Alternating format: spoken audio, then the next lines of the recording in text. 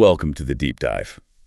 Today, we're really digging into some ancient stories and, well, some modern thoughts, too. Right, to see what powerful ideas they hold for us. Exactly. Our mission is to uncover insights on, divine intervention, how people respond, and maybe how we find peace when everything feels chaotic. And we're drawing from some specific texts. We are. The daily Bible readings for July 1st, 2025. Says Genesis 19, Psalm 26, Psalm 130, and Matthew chapter 8. And also a contemporary reflection piece. Yeah, called Whispers of Peace in the Storm. Kind of gives a modern lens on these older texts. Sounds fascinating. A good mix. Okay, let's unpack this then.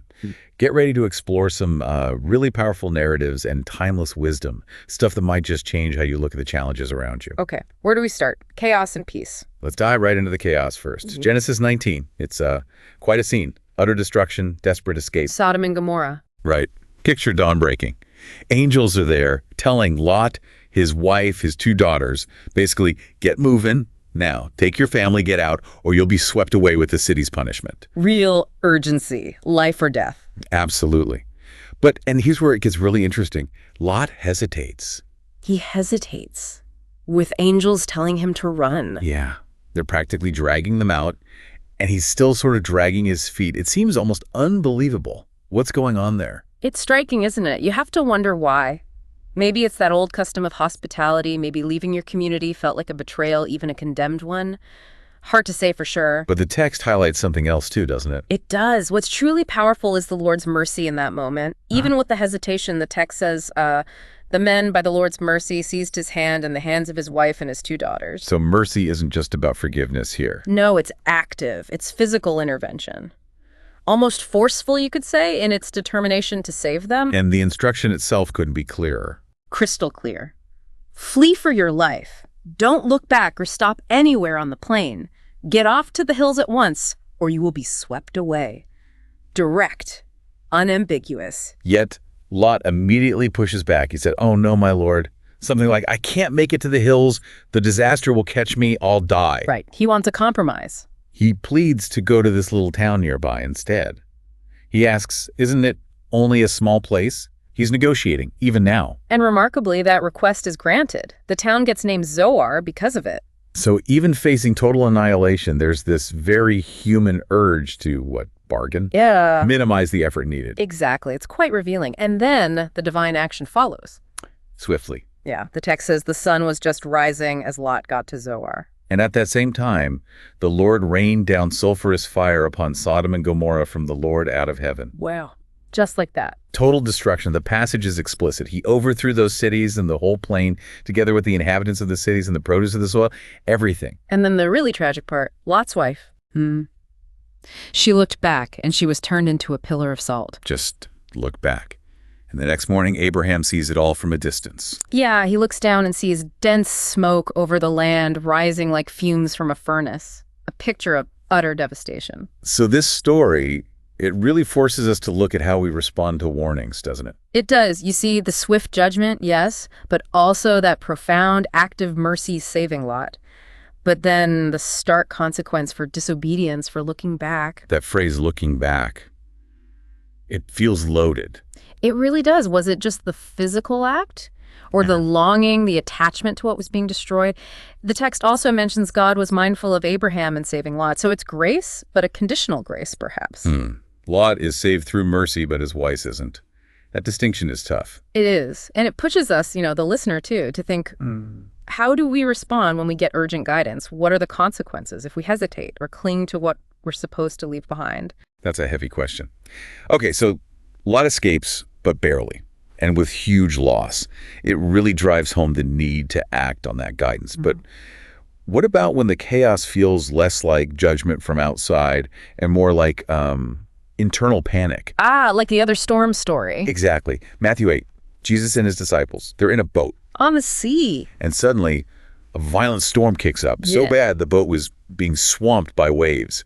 Real danger. And Jesus. Asleep. Completely asleep through all this chaos. Imagine that scene. Utter terror on deck, the boat filling with water, and the one person they think can help is just sleeping. It's almost surreal. Understandably, the disciples freak out. They wake him up shouting, "Lord, save us, we are perishing." Pure panic. And Jesus' response is fascinating, isn't it? He wakes up perfectly calm. Yeah, no panic at all. His first words are a question.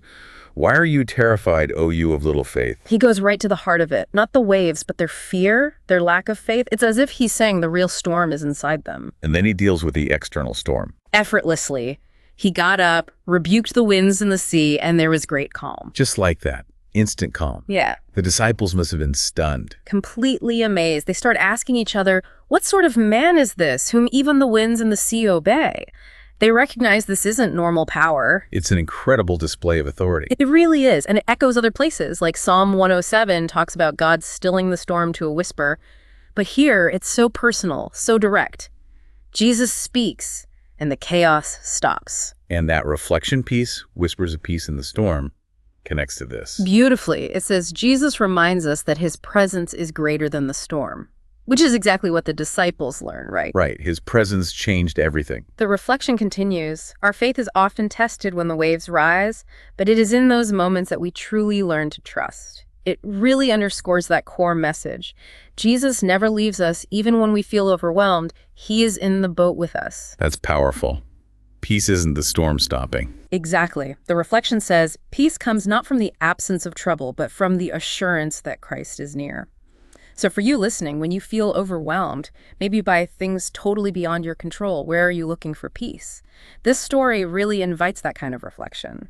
That idea, peace coming from presence, not absence of trouble, that really hits home. It feels true to life's storms. No. Okay, let's weave in the Psalms now. We have Psalm 26, the responsorial psalm, with that refrain, "O Lord, your mercy is before my eyes."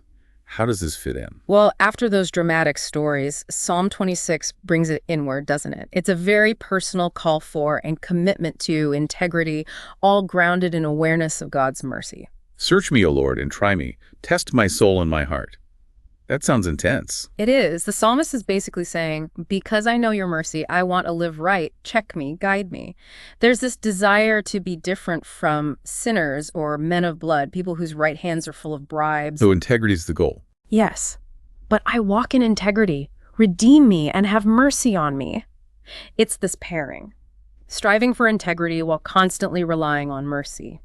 Connecting this back, it suggests our internal state, our integrity, really matters in how we face external storms. It's not just about hoping things get better. No, it's about actively choosing a way of life based on truth and trust, even while needing mercy. And then we have that short Alleluia verse from Psalm 130. I trust in the Lord, my soul trusts in his word. Such a simple, direct statement of trust. Putting it all together, Genesis, Matthew, the Psalms, you see this pattern emerge. What's the pattern? Well, there's the reality of external chaos and judgment, yes, but there's also this deep need for divine mercy, a commitment to personal integrity, and underpinning it all, this fundamental trust in God's presence and word. So trust isn't just a feeling, it's a foundation. Precisely. Which circles back to that question from the reflection piece. How can you place your trust in Jesus today when facing a situation that feels beyond your control? It's asking you, the listener, what does walking in integrity and actively trusting in his word look like for you, practically right now, especially when things feel uncertain or stormy? It's about taking that stand of trust before the calm arrives, maybe. I think that's exactly it. Okay, so wrapping this up, what does this all mean? We've covered a lot of ground. We have some powerful narratives. Yeah, from Lot's escape, we get these deep lessons about obedience, focus, the danger of looking back or hesitating when guidance is clear. And the profound role of mercy, even in judgment. Right. Then Jesus calming the storm that showed us incredible power, yes. But also the assurance that presence brings peace. Peace in the storm, not necessarily from the storm. A crucial distinction. And finally, the Psalms gave us that anchor. Seeking mercy, striving for integrity, and building our lives on a foundation of trust in God's word. It all ties together. How we navigate the world depends so much on our internal compass and where we place our ultimate trust. So a final thought for our listeners to maybe chew on. Well, perhaps reflect on this. How often is your perspective on life's storms shaped by whether you're looking back, maybe with regret or attachment to what you've lost or left behind, like Lot's wife? As opposed to Truly trusting in the presence that can bring calm to the chaos, the one who is in the boat with you, even when it feels completely out of your control. Where is your gaze really directed when the waves start crashing? Wow. looking back versus trusting forward. That's a powerful thought to carry. We definitely encourage you to continue your own deep dive into these incredible ideas.